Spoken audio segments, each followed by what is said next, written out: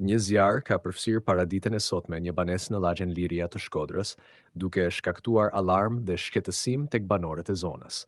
Flakët janë vënë re në katin e dytë të shtëpisë dhe janë përhapur me shpejtësi, duke rrezikuar edhe banesat përreth. Disa prej fqinjeve kanë ndërhyrë që në momentet e para për të ndihmuar në evakuimin e banorëve dhe për të mbajtur situatën nën kontroll deri në mbërritjen e zjarrfiksëve.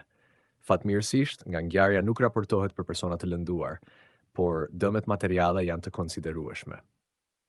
Pajisje shtëpiake, mobilje dhe një pjesë e strukturës së brendshme të banesës janë djegur pothuajse plotësisht. Familja që jetonte aty është e tronditur.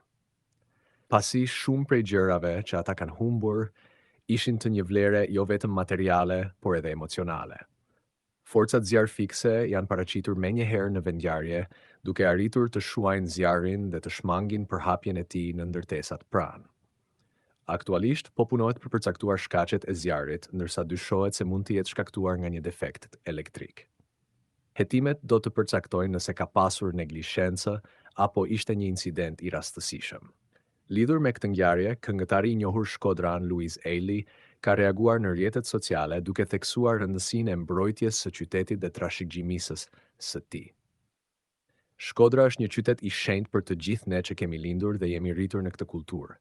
Çdo shtëpi, çdo rrugë dhe çdo gur këtu ka histori.